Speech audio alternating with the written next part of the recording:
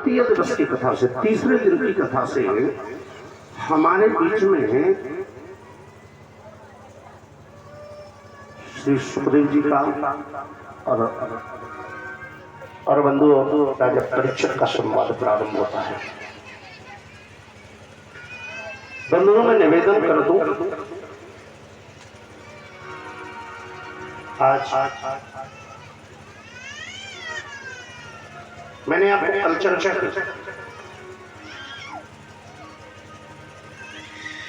व्यक्ति का जब बुरा वक्त आता है, ध्यान देना, जब बुरा वक्त होता है तो वो संत का अपराध कर देता है। अनजाने में भी अगर हमसे किसी संत का अपराध हो गया, किसी ब्राह्मण का अपराध हो गया, किसी ऋषि का अपराध हो गया, या किसी शास्त्र का अपराध हो गया, या किसी जो है सज्जन पुरुष का अपराध हो गया, अनजाने में, ध्यान देना, तो समझ लीजिए हमारा बुरा वक्त था। सो बुरे वक्त में हम लोगों ने जो है ना, और जो है आज किसी संत का अपराध कर दिया। और जब अच्छा वक्त आता है, शुभ समय आता है, श्रेष्ठ समय आता है, तो समझ लीजिए हमारे घर कोई ना कोई संत पधारते हैं। भगवान किसी न किसी संत को वाहक बना करके, पत्र वाहक बना करके, संदेश वाहक बना करके भेजते हैं, और फिर जीव का कल्याण होता है। राजा परीक्षित का बुरा समय आया तो राजा परीक्षित ने समीक ऋषि का अपराध कर दिया। समीक ऋषि के गले में मृतक सर्प डाल दिया, मरा हुआ सर्प डाल दिया। और जब अच्छा समय आया, बोले अच्छा समय आता कब है? बोले जब कुछ करके दिखाते हैं। राजा परीक्षित ने क्या किया? बहुत ज्यादा इको है, इको कम कर। राजा परीक्षित ने क्या किया? ये आवाज जो कांप रही है ये बंद कर, हैं? नहीं हिल रही है आवाज, इसको हिलना बंद करो। नहीं जनरेटर से नहीं है, ये चीज से है, माइक की आवाज है। तो बंधु, राजा परीक्षित ने समीक ऋषि का अपराध कर दिया। तो समीक ऋषि के पुत्र ने उसे श्राप दे दिया, इति लंघित मर्यादा तक्षुषु सप्तमोहने। बोले जिसने इस मर्यादा का उल्लंघन किया है, ध्यान देना, जिस व्यक्ति ने इस मर्यादा का उल्लंघन किया है, मर्यादा को तोड़ा है, क्योंकि संत का अपराध करना बहुत बड़ी मर्यादा का उल्लंघन है। परंतु फिर भी देखो, एक बात ध्यान देना, संत कितने दयालु होते हैं, संत के हृदय में कितनी दया होती है। गोस्वामी जी ने यहाँ तक लिख दिया है, संत हृदय नवनीत समाना। बोले संतों का हृदय नवनीत जैसा, माने मक्खन जैसा कोमल होता है। बोले श्राप तो दे दिया संगी ने श्राप तो दे दिया। पिता को जब पता चला कि ये तो जो है अपराध कर दिया, राजा परीक्षित जैसा धर्मात्मा राजा तो दुनिया में पहले कभी था नहीं, वर्तमान में है नहीं, आगे होगा नहीं। अकेला राजा ही था, अकेले राजा परीक्षित थे, जिनके राज्य में सिंह और बकरी, सिंह और गाय एक घाट पर जल पिया करते थे, पानी पिया करते थे। ऐसा राजा दुनिया में पैदा नहीं होगा। ऐसा मन में विचार किया श्री समीक ऋषि ने, तो सोचने लगे क्या करूं। बंधु, एक शिष्य को बुलाया और शिष्य को बुला करके कहा, जाओ जाकर के राजा परीक्षित से कह दो वो अपना मरण सुधार ले, वो अपना मरण सुधारे। कई लोग चर्चा करते, भाई तू जन्म सुधार ले, भाई तू जन्म सुधार ले, भाई तू जन्म सुधार ले। मैं कहता हूं तुम्हारा जन्म तो सुधरा हुआ है, क्योंकि गोस्वामी जी ने लिख दिया है, बड़े भाग्य मानस तन पावा, बड़े भाग्य है तुम्हारा, श्रेष्ठ भाग्य है जो मानव जन्म मिला है। गोस्वामी जी ने हाथी के लिए तो नहीं लिखा है बड़े भाग्य हाथी तन पावा। गोस्वामी जी ने जो है सिंह तो जंगल का राजा है, उसके लिए तो नहीं लिखा है कि बड़े भाग्य सिंह तन पावा। परंतु बंधुओं, गोस्वामी जी ने लिखा है बड़े भाग्य मानस तन पावा। बोल मानस तन मिला तो समझ लीजिए तुम्हारा जन्म तो सुधर गया। अब तो तुम्हें जरूरत है कुछ सुधारने की, तो मरण सुधार लो कि मरण सुधर जाए। हमारे जाने के उपरांत लोग कहें बड़ा बुरा हुआ, बेचारा मर गया, तो समझ लीजिए हमारा मरण सुधर गया। और हमारे जाने के बाद में लोग कहे अरे बड़ा बड़ा हुआ साला मर गया, तो समझ लीजिए ये जन्म ये मरण बिगड़ गया। अब अगर सुधारना है, कुछ दुनिया में सुधारने के लिए है, मानव जन्म मिल गया है, अब तो मरण सुधारना है। समीक ऋषि का शिष्य पहुंचा, राजा परीक्षित से कहा राजन तुझे श्राप लग गया है मृत्यु का। प्रशंसा करने लगे राजा परीक्षित महाराज। राजा परीक्षित प्रशंसा करने लगे, संत कितने दयालु होते हैं। बोलो मेरे जैसे दुष्टात्मा, मेरे जैसे पापी को तो एक पल भी जीने का समय नहीं मिलना चाहिए था, और मेरे जैसे दुष्टात्मा को भी, जिसने संत का अपराध किया हो उसको भी अगर जीने का समय दिया है तो संत की कृपा नहीं तो क्या है? हा? अरे संत की कृपा नहीं तो क्या है? यही तो संत कृपा है। कह दिया 7 दिन में। एक बात ध्यान देना बंधुओं, दुनिया में अगर सबसे ज्यादा उम्र हुई है पूरी धरती पर आज तक पूरी सृष्टि में, तो वो परीक्षित की हुई है।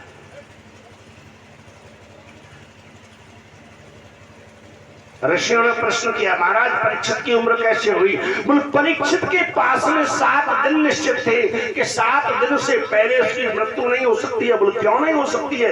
बोले संत ने बोला ना इति लंघित मर्यादा तक्षकु सप्तमोहने। बोले 7 दिन जीने का समय दे दिया, और दुनिया में संसार में ऐसा कोई जीव नहीं है जो 7 दिन के अंदर, मरना सबको 7 दिन के अंदर है, परंतु आज मरे कल मरे परसों तरसों पता नहीं है, समय निश्चित नहीं है। हम अभी कथा सुना रहे हैं, कल कथा सुनाने आएंगे क्या पता है। आप लोग कथा सुन रहे हैं, कल सब लोग कथा सुनने आएंगे क्या पता है। जीवन का कोई पता नहीं है, हरदम जपड़े रहते हैं काल रहे करके, ना जाने कब चल बसे क्या घर क्या परदेश। क्या इस श्वासों का भरोसा है? ये श्वास दोबारा लौट करके आएगी, क्या भरोसा है? अरे श्वासों का भरोसा क्या, कल आवे न आवे यार। श्वासों का भरोसा क्या, कल आवे न आवे यार। श्वासों का भरोसा क्या, कल आवे न आवे यार। कल आवे न आवे यार, कल आवे न आवे यार। कल आवे न आवे यार, कल आवे न आवे यार। वो कल आवे न आवे यार, कल आवे न आवे यार। कल आवे न आवे यार, कल आवे न आवे यार। श्वासों का भरोसा क्या, कल आवे न आवे यार। श्वासों का भरोसा क्या, कल आवे न आवे यार।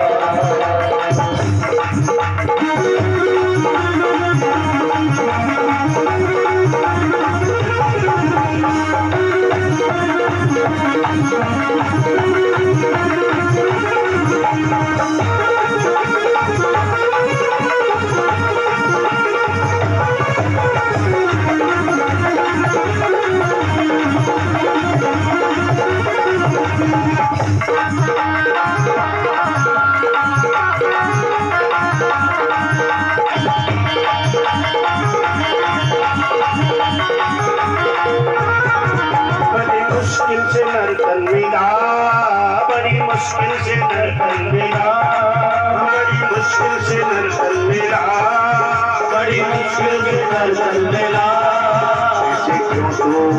इसी क्यों तू रहा है लुटा, आवे न आवे यार। श्वासों का भरोसा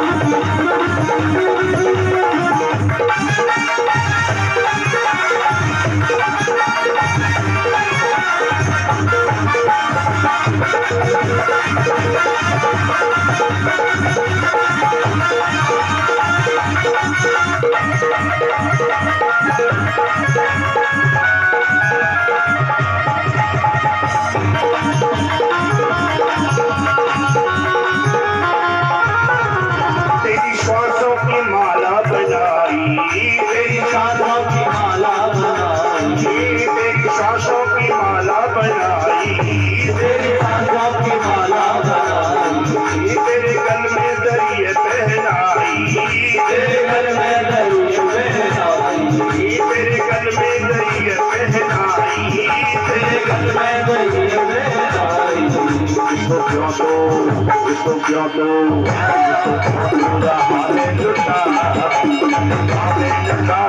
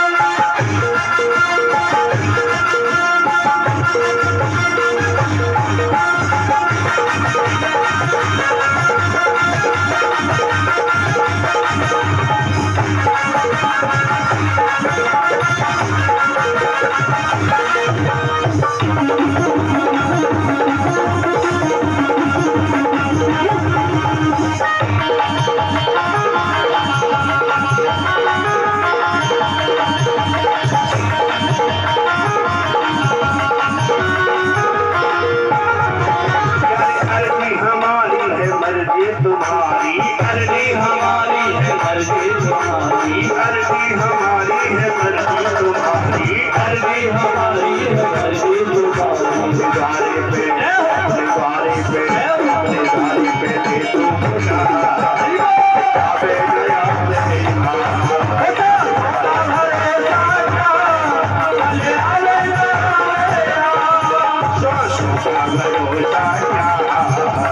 आवे गया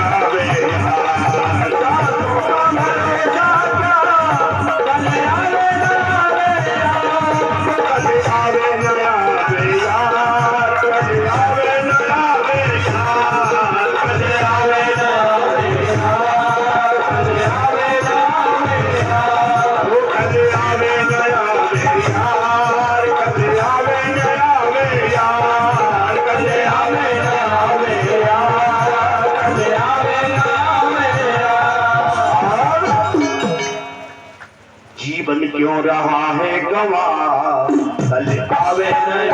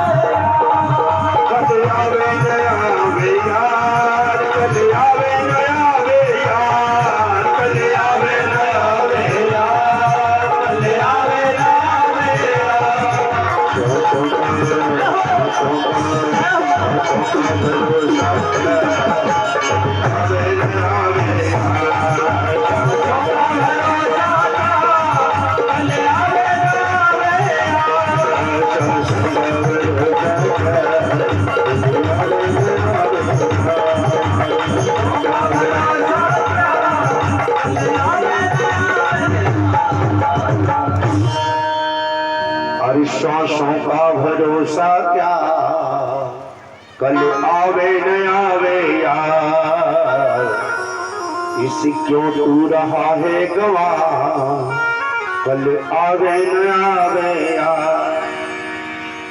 गोस्वामी जी लिखते हैं कि श्वास श्वास पे राम भज और व्यथा श्वास मत खोए, ना जाने या श्वास को फिर आवन होए न होए। क्या पता है ये श्वास दोबारा आएगी या नहीं आएगी, पता है क्या कुछ? जीवन में श्वासों का कोई भरोसा नहीं है, इसलिए इससे व्यर्थ नहीं गंवाना चाहिए। परम आदरणीय श्री सुखदेव स्वामी कहते हैं, राजन आज राजा परीक्षित ने सबका त्याग किया, धन का त्याग किया, तन का त्याग किया, संपत्ति का त्याग किया, संतति का साथ त्याग किया और सब कुछ त्याग करके श्री गंगा के किनारे पर पवित्र होकर के पहले मन को पवित्र किया और मन को पवित्र करके महाराज गंगा के किनारे पर आज शुक्रता नाम के स्थान पर बट वृक्ष के नीचे जाकर के गोस्वामी जी कहते हैं बट विश्वास अचल निज धर्मा। जो बट वृक्ष जो होता है वो विश्वास का प्रतीक है बंधुओं। आज विश्वास करके राजा परीक्षित और जो है गंगा के किनारे में बट वृक्ष के नीचे जाकर के बैठ गया। और जो व्यक्ति त्याग करता है बोले संत कब मिलते हैं, बोले जब संसार का त्याग करता है तो संत कृपा होती है। आज नारायण भगवान ने श्री सुखदेव जी महाराज को प्रेरणा दे दी और सुखदेव जी चले आए। और बंधुओं जैसे सुखदेव जी का आगमन हुआ तो सुखदेव जी से बड़े बड़े संत बैठे थे वहां पर राजा परीक्षित की सुरक्षा के लिए। राजा परीक्षित का कल्याण करना चाहते थे, बड़े बड़े संत बैठे थे। और बंधुओं बोलो सुखदेव जी की भी 6 पीढ़ियां बैठी थी। सुखदेव जी के पिता वेद व्यास जी के पिता महाराज पाराशर ऋषि के पिता वशिष्ठ जी के पिता शक्ति मुनि के पिता दृष्टि मुनि और दृष्टि मुनि के पिता परक मुनि। बोलो 6 पीढ़ियां बैठी। और जैसे सुखदेव दूर से लगा कि कोई, क्योंकि सुखदेव जी के मस्तक पर इतना तेज है और ये तेज कोई बंधु साधारण तेज नहीं है, ये उनके भजन का तेज है। भजन करते हैं, निरंतर भजन करते हैं तो भजन से मानो उनका जो मुखमंडल है वो सूर्य के समान चमकने लगा। सब लोगों को लगा कि ये सूर्य नारायण भगवान पधार रहे हैं। और जैसे नजदीक आए ओ ये तो 2 पायन श्री वेद व्यास पुत्र है। और महाराज 2 पायन वेद व्यास पुत्र है, ऐसा जब लगा तो महाराज सब लोग खड़े हो गए, बड़े बड़े ऋषि खड़े हो गए। राजा परीक्षित प्रश्न करते हैं, महाराज ये सब क्या लीला है?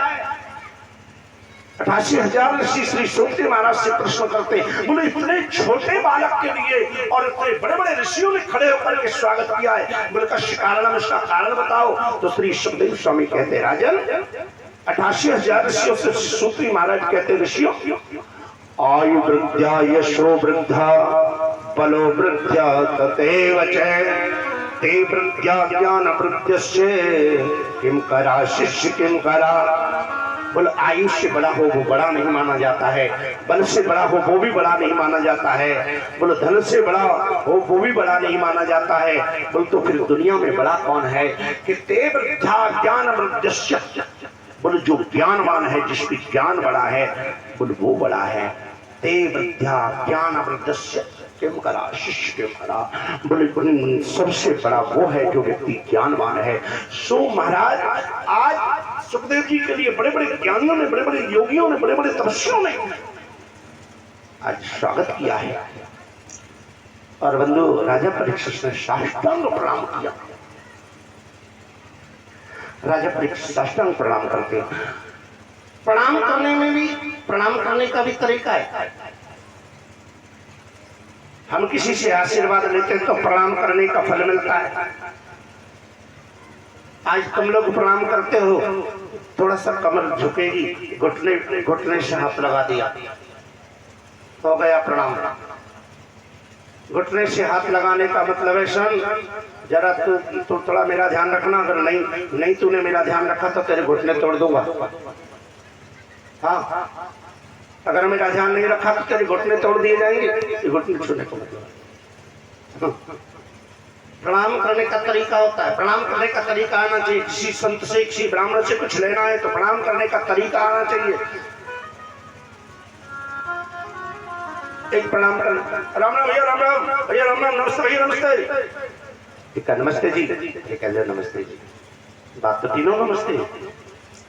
नमस्ते तो तीनों। एक नमस्ते भैया, एक नमस्ते, नमस्ते जी। अगर ऐसे कहेंगे तो आशीर्वाद मिलेगा नहीं मिलेगा?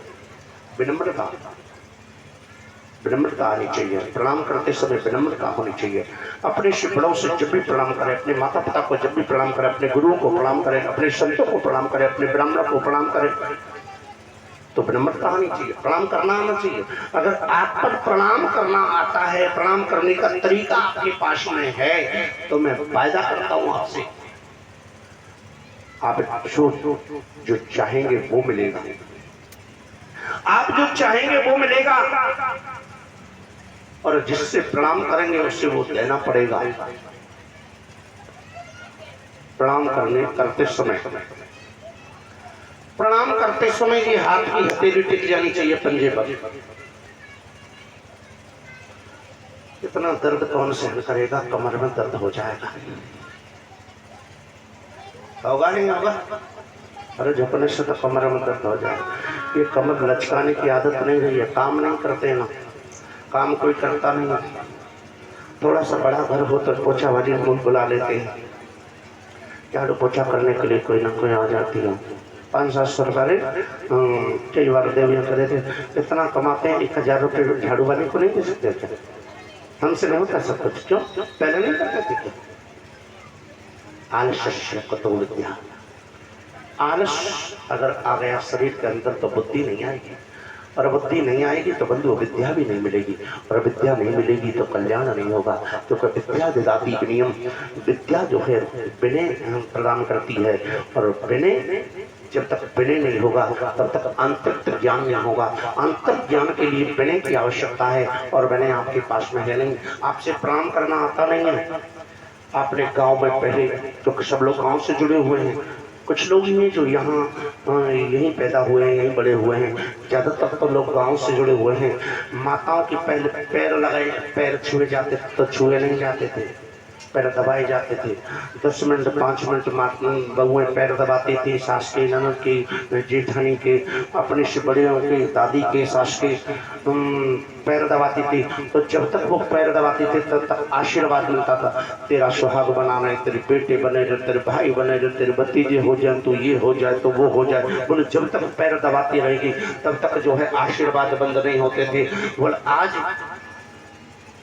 आज सब लोग दुखी क्यों हैं? क्योंकि आशीर्वाद तो मिल ही नहीं रहा है। पैर छूते हैं झूठे को, बोले पैर नहीं छुए तो सासू माँ गांव में जाकर के बदनामी कर देगी, हमारी तो बहू ने पैर तक नहीं छुए। क्या फायदा है ऐसी बहू के? ऐसी बहू का क्या फायदा है?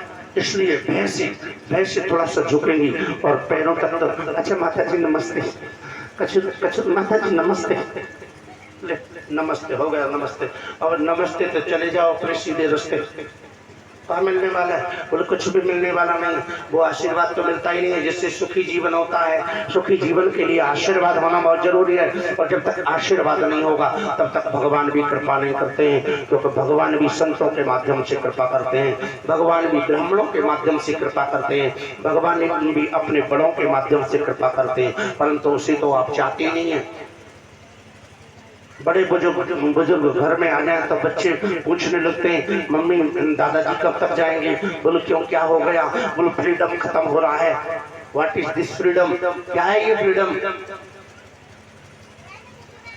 बहुओं का फ्रीडम खत्म होता है, बेटियों का, नाती पोतों का फ्रीडम खत्म होता है। हम लोग आजकल अपने बच्चों को संस्कार नहीं दे रहे हैं, हम बताते नहीं ये दादाजी हैं। और सुनो, एक बहुत बड़ी बीमारी बता दूं मैं आपको, जो अंग्रेज छोड़ करके चले गए हैं, और वो कौन सी बीमारी है पता है आपको?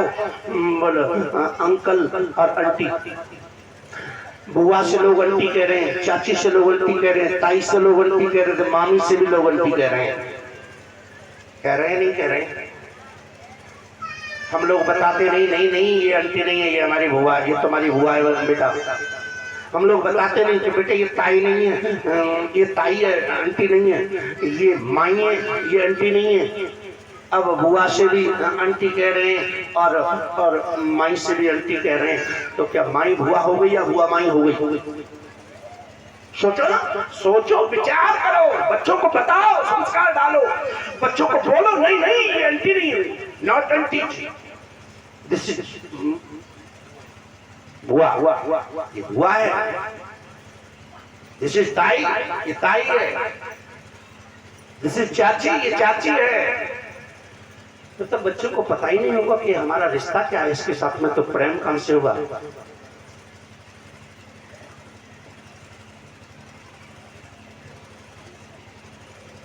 अंग्रेजी में कह दिया योर ग्रैंड मदर। ग्रैंड कहां से आ गया? ग्रैंड तो तुमने अपने अपने पास से जोड़ा है ना। Your grand father, my grand father. Grand पहले था क्या? ग्रैंड तो तुमने अपने आप से जोड़ा है। नहीं, वो हमारे फादर हैं, वो हमारे मरी मदर है।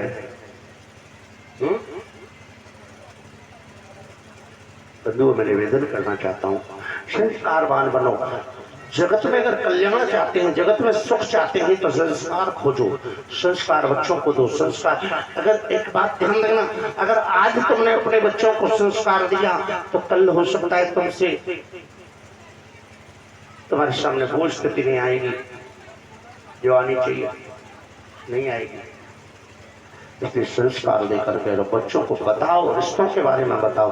आज अनाचार अत्याचार क्या हो रहा है। पहले अगर गांव की बेटी होती थी ना, ध्यान देना, गांव की बेटी होती थी तो पूरा गांव बेटी मानता था उसको। आज पड़ोस के घर में से शादी हो जाती है। क्या हुआ? बोल एक घर बीच में है, या आजकल तो एक घर भी बीच में नहीं है। ये दीवार बेटे की लड़की की है, दीवार लड़के के, दोनों की। पता चला, बोल क्या हुआ? बोल लव मैरिज होगी। क्या है लव मैरिज? क्या है लव मैरिज? मैं बिल्कुल सब खिलाफ हूँ। बेटों को और बेटियों को, दोनों को आप लोगों को संबोधन करना है। नहीं, not love, this is wrong. कोई लव के मार्ग पर जा रहा है तो समझिए, उसे पता ही है तुम रॉन्ग जा रहे हो। कोई लव नहीं है। और सुनो, और ना कोई लव करता है कोई दुनिया में। लव नाम का जो शब्द है, ये धोखा है। दुनिया में अगर कोई लव नाम का शब्द है तो वो धोखा है, समझ लेना। इसके चक्कर में कभी मत पड़ जाना। मैं हमेशा चर्चा करता हूँ कथा में से, हमेशा। एक बार की बात है, मैं मेरे से किसी ने पूछा, महाराज एक बात बताओ। मैंने बोलो आई लव यू का क्या अर्थ है? मेरे से पूछा किसी ने, आई लव यू किसे कहते हैं, आई लव यू का अर्थ क्या है? हमने कहा भाई हम पढ़े लिखे ज़्यादा नहीं है, हम तो हिंदी और संस्कृत जानते हैं, अंग्रेजी नहीं जानते। अंग्रेजी में थोड़ा हमारा हाथ तंग है, भाई जरा तुम ही बताओ। नहीं महाराज आप बता दो। मैंने कि तुम ही बताओ। उसने हमसे कहा, महाराज आई माने मैं, लव माने प्यार, यू माने तुमसे। मैंने कहा ये तो गलत अर्थ है तेरा, ये अर्थ ठीक नहीं है। मैं तो उसने कहा सही तुम बताओ। मैंने कि सही मैं बताता हूँ। आई माने मैं, लव माने लर्निंग, यू माने तुमसे। लर्निंग समझ तो, लर्निंग पहले लाइसेंस बनता है ना, लाइसेंस तो लर्निंग बनता है 2 महीने के लिए, 3 महीने के लिए, 6 महीने के लिए, समझ रहे ना? पहले लर्निंग लाइसेंस बनता है। तो जितने बार ये आई लव यू कहने वाले ना, ये लर्निंग लाइसेंस है तुम्हारा। ये आगे रिन्यू होगा कोई जरूरी नहीं है। आगे ये रिन्यू हो पाएगा कोई जरूरी नहीं है। हो सकता है ये डेट एक्सपायर हो जाए। और सुनो, एक और बात बताऊं, छुप करके देखना कभी। अभी जो तुमसे आई लव यू कह रहा है, अगली गली में दूसरे से कह रहा है, समझ लो। इसलिए इस चक्कर में कभी नहीं पड़ना चाहिए। संस्कारवान बनो। कोई लव यू। और एक और बात बता दो, फरीदाबाद के अंतर्गत 1 साल के अंदर मैं संघ में काम करता हूँ। मेरी मित्र मंडली वो सब जो है संघ वाले हैं ज्यादातर। और बंधुओं 250 केस हैं फरीदाबाद के लव जिहाद के। 250 ज्यादा हो गए होंगे। अब तो 2-3 महीने से मैंने लिस्ट ही नहीं देखी क्योंकि कथा से फुर्सत नहीं मिली है। इससे भी ज्यादा हो गए होंगे 1 साल के अंदर। और पता है उसमें स्थिति क्या है, जो दूसरे धर्म वाले लोग हैं ना, हमारे धर्म का बहाना लेकर के आजकल जो लोग ज़्यादातर जो कर रहे हैं, मुस्लिम लड़के हैं हिंदू बन करके अपना नाम बदला, अपना काम बदला, अपना व्यवहार बदला, और हमारी बेटियों को, बहनों को, देवियों को फंसाया, और जब तक हवस का शिकार बना तब तक बनाया, उसके उपरांत में सप्लाई कर दिया। बेटियों को बिल्कुल समझा करके रखना है। सयानी बेटी जिस चीज की भी है उनको सही संस्कार होकर किसी के चक्र में किसी से अधिक बात नहीं करनी है, और विशेषकर जो आई लव यू वाले ना उनसे बिल्कुल दूर रहना, बिल्कुल। पिछली बार मैं कथा कर रहा था एक कॉलोनी में, वहां एक सज्जन आ रहे, बाबा ये क्या तुम भड़का रहे हो? मैंने कहा भड़का रहा हूं, तो कौन है? मैं तू बता। मैंने कहा तू बता कौन है? पता चला, पता कौन था वो एक मैजत में रहने वाला मुल्ला जी था। मैंने कहा सारे कह तो मान जाने, बिना पिटी चलो जन, मेरी गाड़ी में 2 डंडा रहे हमेशा, एक पीतल का डंडा है, एक बांस का डंडा है, मार मार के सीधा कर दूंगा, चुपचाप भाग जाए यहाँ से। हमें भी कई बार लोग धमकी देते हैं, हमें भी लोग कहते हैं कि भाई तुम ये सब करना छोड़ो। क्यों? क्योंकि इससे हम अपनी बेटियों को, अपनी बहनों को, अपनी देवियों को बचा रहे हैं। चलो फिर हमें इस तरफ नहीं भटकना है। हमारा कहने का तात्पर्य है प्रणाम करना आना चाहिए। प्रणाम कैसे कर? राजा परीक्षित ने प्रणाम किया। राजा परीक्षित ने साष्टांग प्रणाम किया। साष्टांग प्रणाम का मतलब शरीर के 6 अंग पृथ्वी पर टिके, दोनों हथेली, पंजे, सीना, घुटने और नाक टिक जाए, मस्तक टिक, उसे कहते हैं साष्टांग प्रणाम। राजा परीक्षित ने साष्टांग प्रणाम किया। किसके लिए?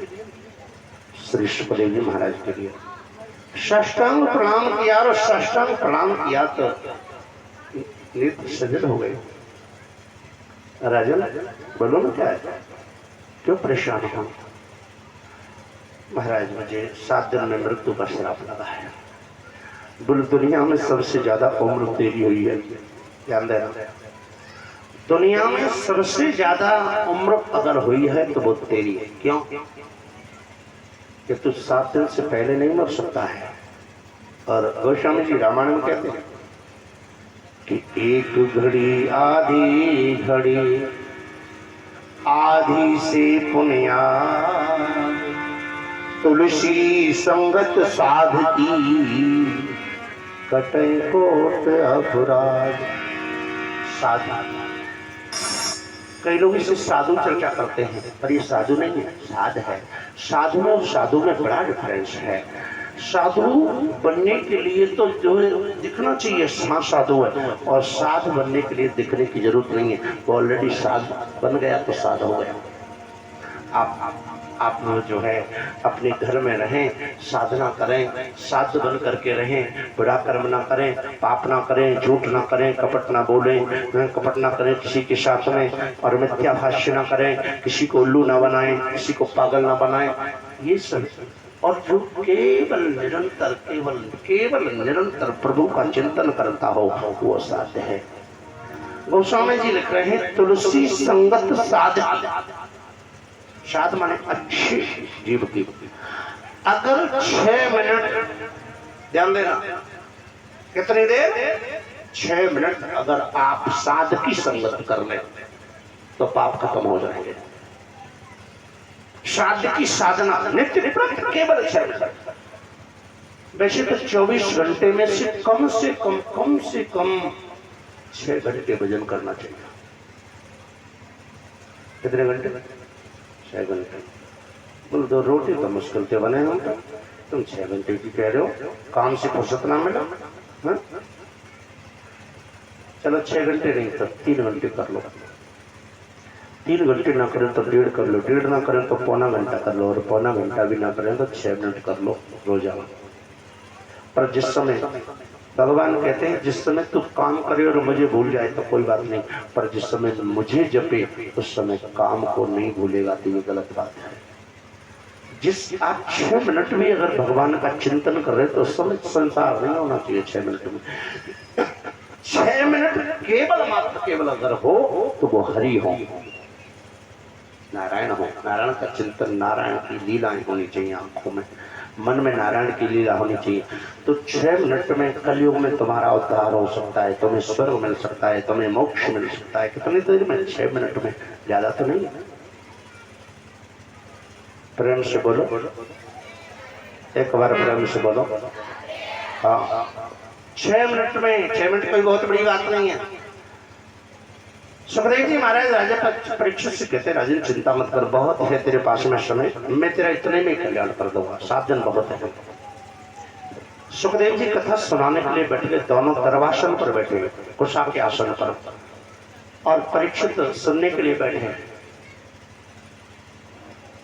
और क्या हुआ कि कथा सुनाने सुख बैठे। ध्यान देना, यहां से सुखदेव जी का राजा परीक्षित का संवाद प्रारंभ हो जाएगा। सत्य अद्भुत कि कथा सुनाने सुख बैठे, तो सुधी परीक्षित राजा को देवलोक से देव आ गए, अमृत लेकर बाधा को। और श्री सुखदेव जी महाराज जब कथा सुनाने के लिए बैठ गए तो बंधुओं मैं निवेदन कर दूं आपसे कि जब हम सत्कर्म की तरफ चलते हैं ना तो रास्ते में बहुत सारी बाधाएं आती हैं। रास्ते में बहुत सारी बाधाएं आती हैं और एक बाधा राजा परीक्षित के सामने भी आ गई। और परीक्षित के सामने क्या आई? बोले जो है कि देवलोक से देव आ गए, अमृत लेकर बाधा को। देवता लोग आ गए, अमृत कलश लेकर के आए, और अमृत कलश लेकर के श्री सुखदेव स्वामी कहते राजन, सुखदेव जी को प्रलोभन देने लगे। सुखदेव कहते राजन, वो मुझे प्रलोभन देने लगे कि महाराज ये जो राजा परीक्षित को श्राप लगाए ना इस मृत्यु का, और हम ये देवलोक का अमृत लेकर के आए हैं, और इस अमृत को परीक्षित को पिला दो और परीक्षित अमर हो जाएगा, क्योंकि अमृत का काम है अमर तत्व प्रदान करना। बोलिए परीक्षित अमर हो जाएगा। सुखदेव जी बोले सुखदेव जी तो समझ गए कि ये देवता हैं, ये फ्री में किसी को अपना बुखार भी नहीं देते। प्रेम से बोलो हाँ, जब तक बदले में कुछ नहीं मिले तब तक नहीं देते। सुखदेव जी कह रहे हैं कि तुम ये अमृत क्यों लाए हो, बताओ तो सही। नहीं हम वैसे ही लाए हैं, हम तो सोचते राजा अरे तुम अपना प्रयोजन तो बताओ। तो अंत में फिर देवताओं ने कह ही दिया, महाराज ये देवलोक का अमृत जो पान कराने जा रहे हो, हम जो लेकर के आए ये तो राजा परीक्षित को पिला दो। और हमें बोले ये जो राजा परीक्षित को जो अमृत पान कराने जा रहे हैं, ध्यान देना, राजा परीक्षित को सुखदेव जी क्या अमृत पान करा रहे? कथामृत पान। कौन सा? कुल भगवत कथामृत पान। ये श्रीमद् भागवत अमृत है, और वो अमृत है जो कभी नष्ट नहीं होता है। तो राजा परीक्षित को अमृत पान कराने के लिए कहा। तो देवताओं ने पूछा, देवताओं से सुखदेव जी महाराज पूछते हैं, राजन जरा ध्यान देना, तुम क्यों सुनना चाहते हो? ये देवलोक के बदले में, देवलोक के अमृत के बदले में ये जो कथामृत है इसी क्यों पान करना चाहते हो? तो श्री सुखदेव स्वामी राजा परीक्षित से कह रहे हैं, देवताओं ने कहा महाराज हम इसलिए अमृत पान करना चाहते हैं कि तब कथामृतम तप्त जीवनम, कि तब कथामृतम तप्त जीवनम, श्रवण मंगलम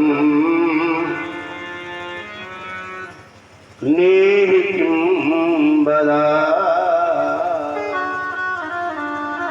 बोले राजन इसलिए सुखदेव जी महाराज से देवता कहते हैं कि प्रभु हम इसलिए इस कथामृत को पान करना चाहते हैं कि ये कथामृत है ना, इससे क्या होगा? तब कथामृतम, ध्यान देना, कि तब कथामृतम, ये जो कथामृत है इसका लाभ क्या है? कि तप्त जीवनम, और ये संसारिक आध्यात्म के ताप के बिना ये जो जो हमारा जीवन चल रहा है, आध्यात्म के बिना ये जीवन जो चल रहा है, इस चलते हुए जीवन को हमें शांति मिलेगी। इसलिए तब कथामृतम तत्व जीवनम, और इससे क्या लाभ मिलेगा? श्रवण मंगलम, बोले इसलिए सुनने से हमारे जीवन में क्या होगा? सुखदेव स्वामी से देवता लोग कहते हैं कि श्रवण मंगलम, इसके सुनने से हमारे जीवन में मंगल होगा। और तीसरा, बोले तीसरा फायदा, नेह किम बदा, और हमारे मोह का वध हो जाएगा। नेह माने मोह है, प्रेम है, संसारिक प्रेम है। बोले हमारे सांसारिक मोह का वध हो जाएगा। और जब संसारिक मोह नहीं रहेगा तो फिर मोह कहीं ना कहीं तो लगेगा, या तो संसार में लगेगा, ये तो भगवान में लगेगा। भाई मोह की दो ही जगह, या तो संसार में लगेगा, संसार में अगर लगेगा तो धन में लगेगा, तन में लगेगा, संपत्ति में लगेगा, महाराज सुंदरता में लगेगा। नाना प्रकार की जगह है जहाँ संसार में लगने के लिए, जिसमें नेह लगेगा, मोह होगा। और या तो दूसरा अगर लगेगा बंधुओं, तो दूसरा लगेगा तो फिर परमात्मा में लगेगा, ईश्वर में लगेगा। लगा लगा फटाफट।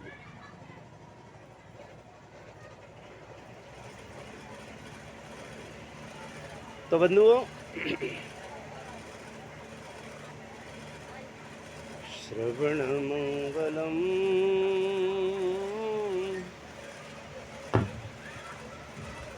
तो बंधुओं मैं निवेदन कर दूं, कहीं ना कहीं तो मोह लगेगा। सो आज इस कथामृत पान करने से देवता लोग कहते हैं हमारा मोह नष्ट हो जाएगा। इसलिए हे प्रभु, हे गुरुदेव, हमें आप कथामृत पान करा दो और परीक्षित को अमृत पान करा दो। परीक्षित बोले, अब सुखदेव स्वामी कहते हैं राजन, देवताओं से कहा सुनो, ये जो कथा है ना, इस पर मेरा अधिकार नहीं है। ध्यान देना, इस पर किसका अधिकार है? कथा का एक नियम है, ध्यान देना, सुनाने वाले का कोई अधिकार नहीं रहता है इस पर। सुनाने वाले का कोई अधिकार नहीं। बोले तो किसका अधिकार है? बोले सुनने वाले का। कथा का मालिक कौन है? सुनने वाला, सुनाने वाला नहीं। और बोले ऐसा क्यों? बोले कथा सुनाने वाला जो रहता है वो कहाँ बैठा रहता है पता है? कहाँ बैठता है? चौकी पर। ये क्या है? चौकी। सुनाने वाला कहाँ बैठा है? चौकी पर। सुनने वाला कहाँ बैठता है? जमीन पर। अब जो चौकी पर रहेगा वो कौन होगा? चौकीदार रहेगा चौकी पर। और जमीन पर जो रहेगा वो कौन रहेगा? बोल जमींदार रहेगा। अब मालिक जमींदार होता है या चौकीदार होता है? प्रेम से बोलो, एक बार प्रेम से बोलो। आप जमीन पर बैठे तो आप हो जमींदार और मैं हूं तुम्हारा चौकीदार। प्रेम से बोलो, एक बार प्रेम से बोलो। तो आप मेरे हुए जमींदार और मैं आपका हुआ चौकीदार। और चौकीदार का काम क्या है? बोले जमींदार का ध्यान रखे। चौकीदार का काम क्या है? बोले जमींदार का ध्यान रखे। तो राजा परीक्षित के लिए सुखदेव स्वामी कहते हैं, राजन मैं एक बार पूछ लूँ ना, कीमत को मैं एक बार इससे जो ना परीक्षित से पूछ लेता हूँ। सो महाराज परीक्षित से पूछा, बताओ जी, जो है तुम देवलोक का अमृत पान करना चाहोगे या कथामृत पान करना चाहोगे? बोले महाराज इसकी कीमत बताओ। परीक्षित बोले कीमत बताओ। बोले ये जो देवलोक से देवता लोग अमृत लेकर के आए ना, ये तो एक कांच के टुकड़े के समान है। क्या है? कांच के टुकड़े के समान। और ये जो कथामृत है, बोले ये जो कथामृत है ना, ये इस मंतक मणि के समान है। परीक्षित बोले, माना मैं अज्ञान हूँ, माना मैं पागल हूँ, मूर्ख हूँ, पर मैं इतना भी बड़ा मूर्ख नहीं हूँ कि कांच के टुकड़े के बदले में अपनी मणि को दे दूं। बोले मुझे नहीं सुनना है, नहीं पान करना है, ये मुझे अमृत पान नहीं करना है। बोले मुझे तो कथामृत पान करना है। और महाराज देवताओं को वापस भेज दिया कि श्रीमद् भागवत वार्ता सुराणामपि दुर्लभा। बोलिए श्रीमद् भागवत की जो वार्ता है ना बंधु, तेरा ध्यान देना। सुर कहते हैं देवताओं को, बोलो देवताओं के लिए भी दुर्लभ है। ये देवताओं को भागवत कथा सुनने के लिए नहीं मिलती है। ये तो भला मना उस राजा परीक्षित को श्राप नहीं लगता, तो ये कथा हमको सुनने के लिए नहीं मिलती। प्रेम से बोलो, एक बार प्रेम से बोलो। हाँ, तो आज देवता लोग देवलोक के लिए चले गए और राजा परीक्षित कथा सुनने के लिए बैठ गए, सुखदेव जी सुनाने के लिए बैठ गए। तो सबसे पहला प्रश्न कौन सा किया है बंधु, जरा ध्यान देना। सबसे पहला प्रश्न किया है, महाराज मैं सृष्टि का वर्णन सुनना चाहता हूं। सृष्टि कैसे उत्पन्न होती है और कैसे इसका प्रलय होता है। बोलो जब भगवान शयन शैया पे जाते हैं, ध्यान देना, भगवान जब अगाध निद्रा में जाते हैं, भगवान जब सोते हैं, नींद आती है, तो भगवान के सोते ही पूरा संसार सो जाता है। जगत में कोई जगह नहीं रहता। बोले कैसे नहीं, बोले पूरा संसार जलमग्न हो जाता है। बोलो वृंदावन बिहारी लाल की पूरा संसार। और संसार कहाँ से उत्पन्न होता है और कहाँ चला जाता है। बोले नारायण भगवान में समा जाता है और नारायण भगवान से ही उत्पन्न होता है। बोलो वृंदावन बिहारी लाल की। आज भगवान नारायण शयन शैया पर हैं। संसार का नैमित्तिक प्रलय होता है तो जल ही जल रहता है संसार में। केवल जीवित रहते हैं तो सप्तऋषि रहते हैं, राजा सत्यव्रत रहते हैं और नारायण भगवान हैं और माता लक्ष्मी चरण दबाती हैं और शेष नाग भी सोए हुए हैं। अब सोते हुए नारायण की लक्ष्मी मां पैर दबा रही हैं। बोले पैर दबाते दबाते क्या हुआ, अचानक भगवान नारायण की निंद्रा खुली, नींद खुली। और जब नींद खुली तो मन में उत्कंठा, क्योंकि जब व्यक्ति जब सोता है तो मृत्यु जैसा रहता है, क्योंकि सोने में और मृत्यु में ज्यादा फर्क नहीं है। केवल अगर मृत्यु होती है तो वो कैवल्य मृत्यु है। अगर मृत्यु होती है तो कौन सी मृत्यु है, वो कैवल्य मृत्यु है, बोलो कंप्लीट मृत्यु। अब इसके बाद में जगेगा नहीं।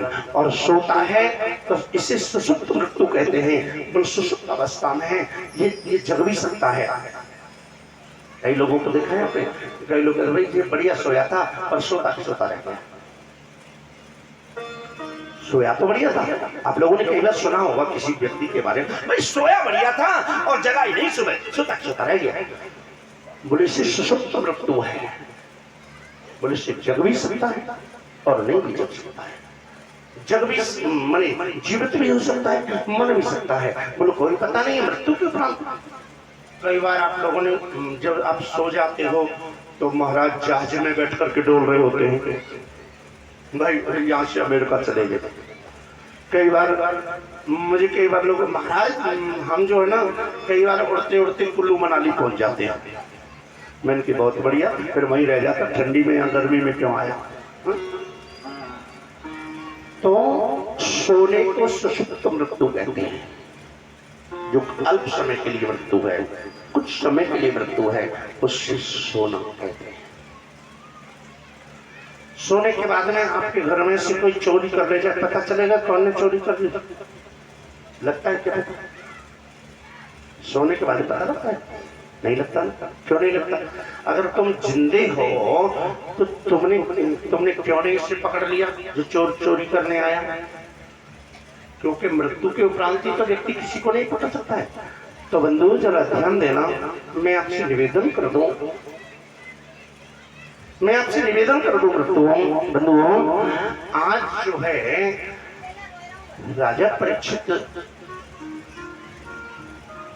सुखदेव ऋषि कहते हैं महाराज सृष्टि कैसे हुई, तो नारायण भगवान की निंद्रा खुलती, ध्यान देना, नींद खुलते ही संसार दिखाई पड़ने लगता है।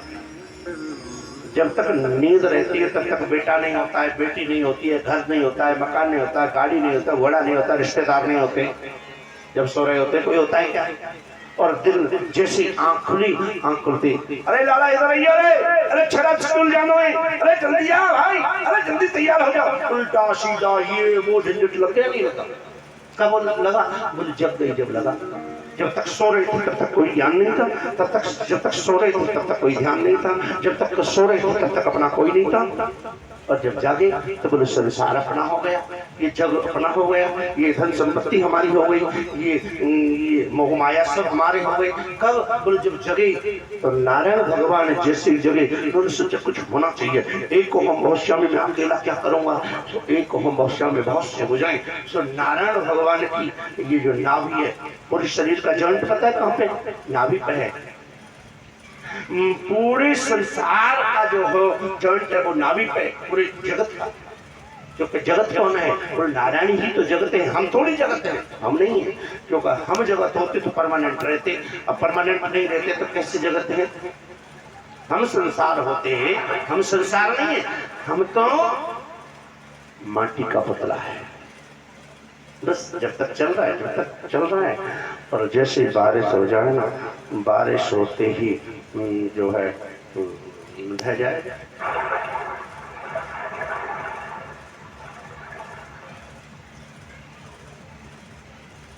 ये जग है माटी का डेला, हर बूंद पड़े ढह जाई, भजन करो भाई, जगत में जीवन 2 दिन का, राम नाम सुखदाई, भजन करो भाई, जगत में जीवन 2 दिन का, राम नाम सुखदाई, भजन करो भाई, जगत में जीवन 2 दिन का।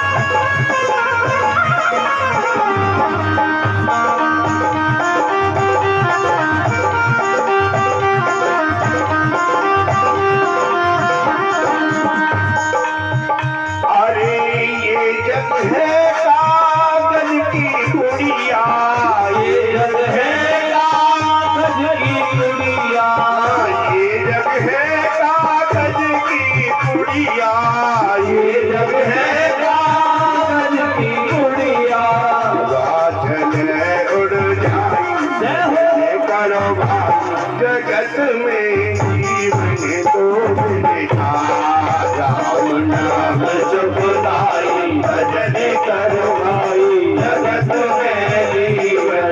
जीवन 2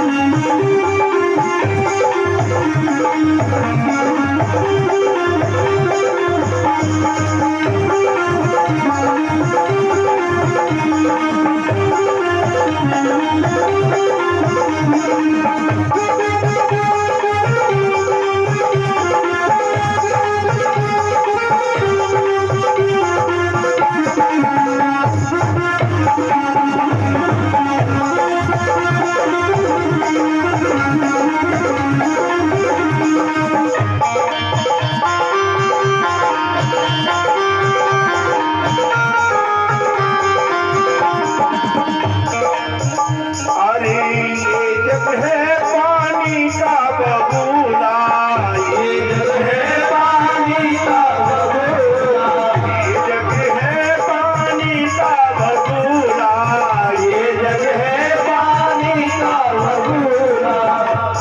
बड़े मिट जाए करो जगत में जीवन 2 दिन का, राम नाम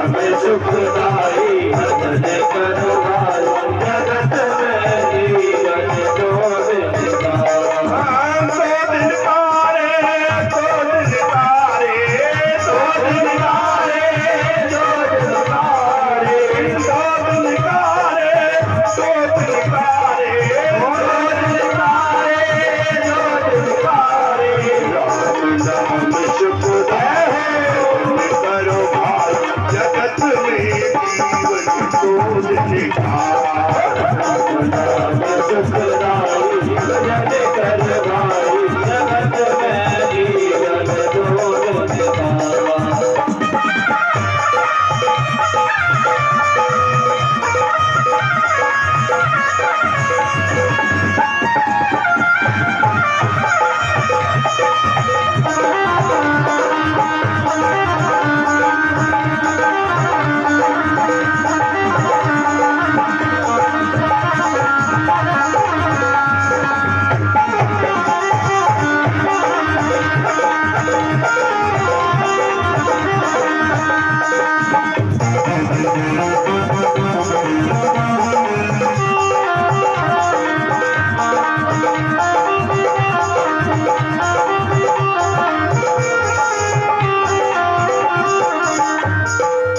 संत चरण में मन को लगा ले संत चरण में मन को लगा ले गुरु चरण में मन को लगा ले गुरु चरण में मन को लगा ले जीवन अपना सफल बना ले जीवन अपना सफल बना ले जीवन अपना सफल बना ले जीवन अपना सफल बना ले जय हो जय हो बात बन जाई भजन करो भाई जगत में जीवन तो नाम सुखदाई भजन कर भाई जगत में जीवन दो निकारा नाम सुखदाई भजन करो भाई जगत में जीवन तो निखार नाम सुखदाई भजन कर भाई जगत में जीवन दो निकारा राम नाम सुखदाई भजन करो भाई जगत में जीवन तो निखार नाम सुखदाई भजन कर भाई जगत में जीवन दो राम नाम सुखदाई भजन कर भाई जगत में जीवन दो दिन का राम नाम सुखदाई भजन करो भाई जगत